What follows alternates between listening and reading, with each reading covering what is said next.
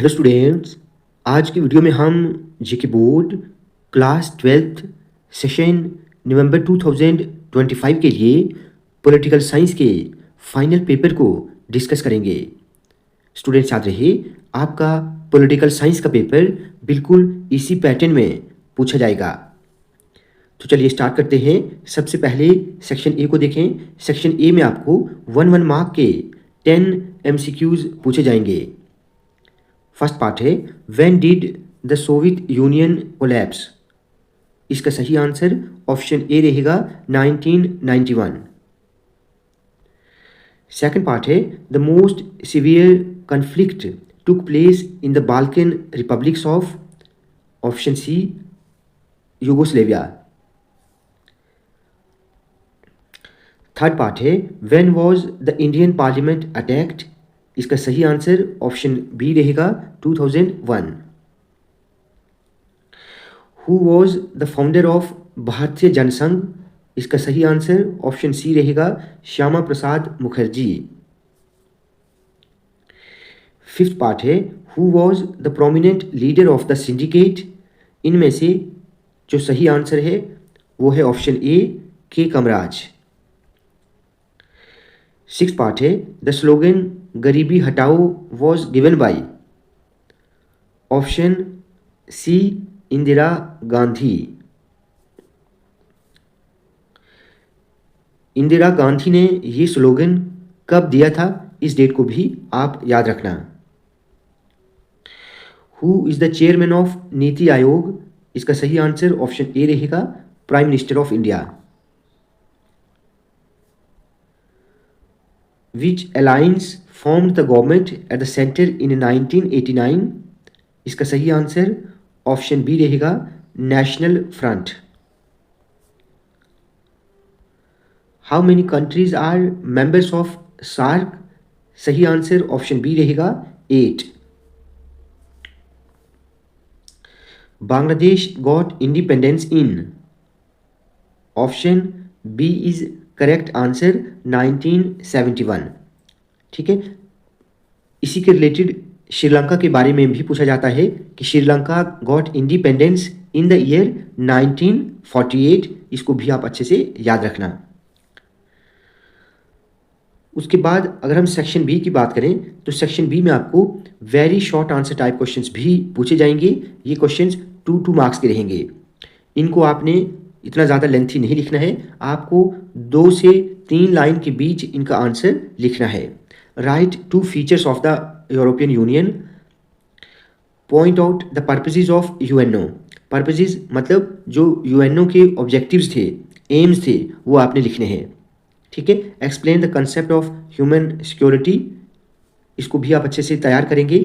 Students, मैंने political science के paper के लिए शॉर्ट और लॉन्ग क्वेश्चंस की एक वीडियो अपलोड की है, आप उस वीडियो को भी अच्छे से देख लेना। मोस्ट इंपॉर्टेंट क्वेश्चंस हैं, वहाँ से मैक्सिमम क्वेश्चंस आपको एग्जाम में पूछे जा सकते हैं।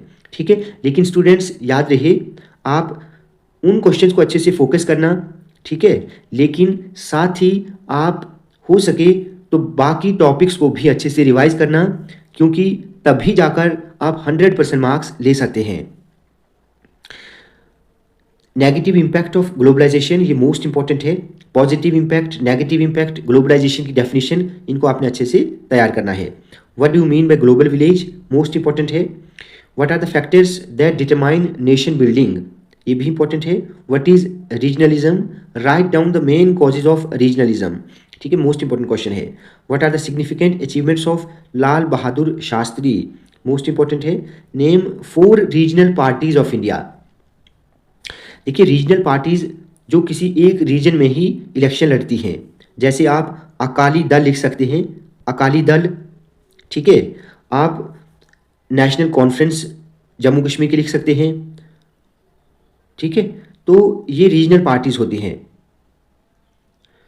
उसके बाद सिमिलरली आप नेशनल पार्टीज जो इंडिया की हैं उनको भी आप अच्छे से याद रखना। नेशनल पार्टीज आपको पता है। ठीक है, बीजेपी है, इंडियन नेशनल कांग्रेस है, कम्युनिस्ट पार्टी ऑफ इंडिया है, देन नेशनल कांग्रेस है। ठीक है, उसके बाद बहुजन समाजवादी पार्टी है। इन सभी पार्टीज को भी आप अच्छे से याद रखना। सेक्शन सी में आपको 4 मार्क्स के शॉर्ट आंसर क्वेश्चंस पूछे जाएंगे। Write 4 major consequences of the disintegration of the Soviet Union, most important question है। एशियन के मेन ऑब्जेक्टिव्स क्या हैं, इसको भी आप अच्छे से तैयार करेंगे। What is SAARC, what are the main principles of SAARC, most important है, ठीक है। उसके बाद write a note on the general assembly with its functions, most important है। What is disarmament, is it essential for world peace, इसको भी आप अच्छे से तैयार करेंगे। What are the major challenges India faced at the time of partition, discuss in brief the main characteristics of balance of power, इसको भी आप अच्छे से तैयार करना। ये सभी क्वेश्चंस मोस्ट इंपॉर्टेंट हैं, आप अच्छे से सभी को तैयार करेंगे। उसके बाद सेक्शन डी की बात करें तो यहाँ पर आपको पैसेज टाइप का एक क्वेश्चन पूछा जाएगा। सबसे पहले आप अच्छे से पैसेज को रीड करेंगे, पैसेज को अच्छे से समझेंगे। उसके बाद पैसेज के आखिर पर 2 सवाल होंगे और इसी पैसेज के रिलेटेड आपने आंसर जो है वो बनाना है, ठीक है। बहुत आसान क्वेश्चन रहेगा, आसानी के साथ आप ये मार्क्स ले सकते हैं। उसके बाद सेक्शन ई की बात करें तो यहाँ पर लॉन्ग आंसर टाइप क्वेश्चंस आपको पूछे जाएंगे। हर क्वेश्चन में आपको यहाँ पर चॉइस मिलेगी। Explain the main factors that determine India's foreign policy, most important है। Explain the main objectives and principles of Indian foreign policy, बहुत इंपॉर्टेंट है। Describe in detail the difficulties which exist in reforming the United Nations. Similarly, describe the some suggestions for reforming the UN with special reference to the Security Council. ठीक है। Communalism is a ban for democracy in India. How can we curb it? ये most important question है, ठीक है। What is a coalition government? Explain the main features of coalition government. तो इन सभी questions को आप अच्छे से तैयार करेंगे। ये क्वेश्चंस आपको एग्जाम में ज़रूर पूछे जाएंगे।